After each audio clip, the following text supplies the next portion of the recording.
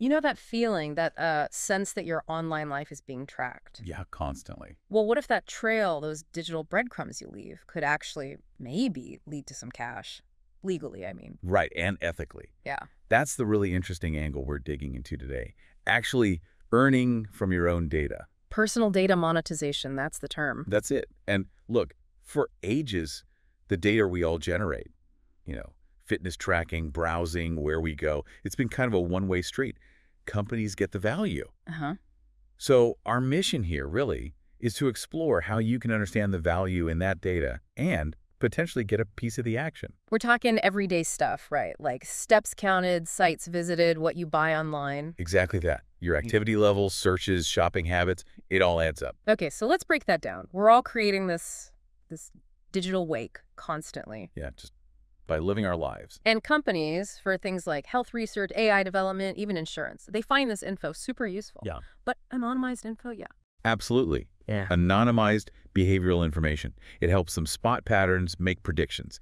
Think about AI trying to predict, say, a flu outbreak. Okay.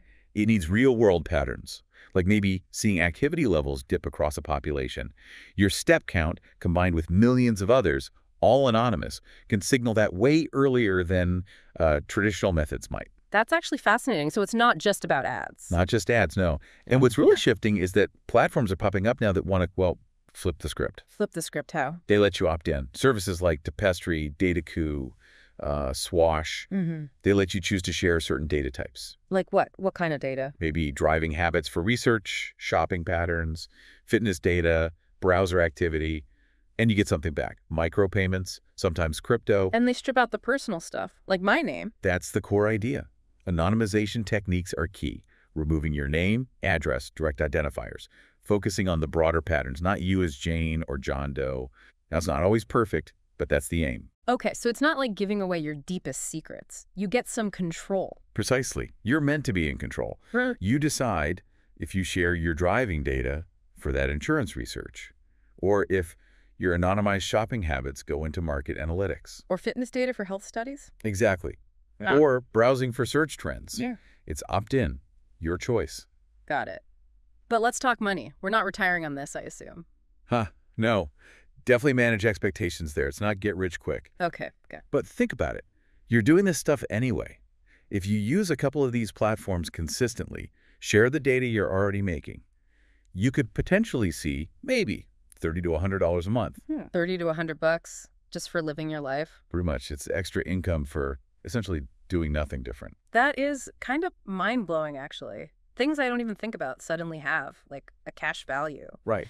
And it sounds like this might open up other doors, too, like for people who want to build something. Oh, for sure. We're seeing early signs of, well, people call them data hubs.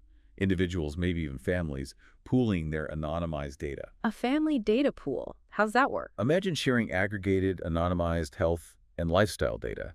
A bigger data set like that could be way more interesting for researchers, studying diet, exercise, long-term health. And maybe get a better payout than just one person's data? Potentially, yeah. And then there's educational stuff popping up. YouTube channels, reviewing platforms, workshops on how to do this, helping people figure it all out. Makes sense. And this whole trend feels really tied into AI, doesn't it? Artificial intelligence needs data, lots of it. It's the fuel.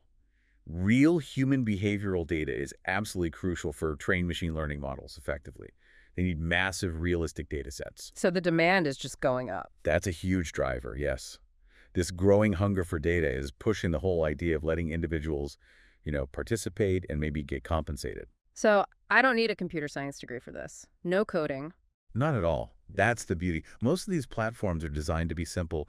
They handle the tech stuff. Okay. Your part is just, understanding your data has value and deciding if you want to engage with these platforms, offering something for it. Right. So it feels like we're moving from this passive stage where our data is just taken towards something more active, where we might have more say, maybe even profit a little. That's a great way to put it. Yeah, the era of just being a passive data generator might be evolving. Could be. And that leaves a really interesting question for you listening right now. Your life generates valuable data just by default. So will you think about taking more control, maybe even earning from it? Definitely something to think about. What are the implications? What are the possibilities? Exactly. Lots to ponder there.